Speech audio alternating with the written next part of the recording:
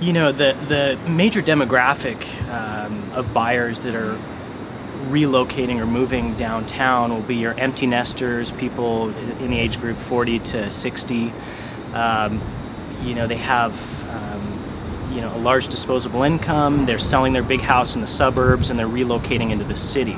A large portion of the buyers are coming in with substantial down payments of 50% or more, and mainly because the financing requirements are so stiff. So we see many buyers that are putting 50% or more, and also a big percentage of people that are paying all cash. So they sell their home in the suburbs and they're relocating and putting it all towards the condo downtown. So right now our least expensive home is priced at $469, and that includes 3 years of homeowners dues prepaid. So you don't have to worry about HOA dues for about 36 months. And going up to $639.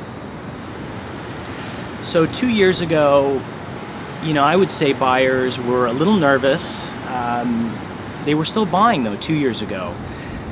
Going into 2008, you know, as the stock market started sliding, people's nerves, you know, they were much higher. Every time someone would come in, they were filled with negativity. They just were looking for reasons not to buy, and it was understandable. It was a scary time. I mean, people eventually want to own a home. It's the nature of, you know, how people live. They want to buy a home. They don't want to rent. They want to have pride in their home and, you know, eventually own something. So, you know, I think there were always buyers out there in good locations. It's just, when do they feel comfortable that they're not going to lose value or the value's not going to depreciate? What is the attitude of today's buyers? You know, I think right now what I'm seeing is careful, cautious optimism. And I think buyers are feeling better. I think they're seeing values that are such a good deal in relation to 2 years ago, and they feel like the economy's getting better. And at this point in time, they feel like the margin of risk for them to lose money in the future is so low that they can start looking again. And now that, you know, they're feeling more comfortable, they're out there shopping, they're making offers, and people are buying. So inventory is disappearing.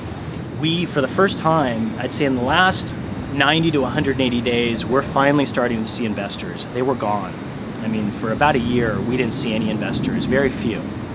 And we're just starting to see them come back because the numbers make sense now. Do you know, as a realtor, we're never allowed to speculate as to where the market will go. It's just something that we're not allowed to do. But if you look at the fundamentals of this city, as far as the better locations and, you know, supply and demand, nothing's going to be built here for 2 years. You know, if that tells you anything about supply and demand, we're running out of inventory in the city. Nothing's going to be built for 2 years. Deduce the math.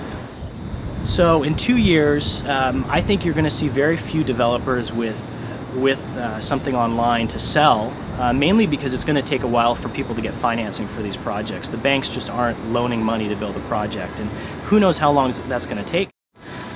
Once the banks start lending and people start building, it'll take 2 years, but they have to start these projects, so no one's really started anything.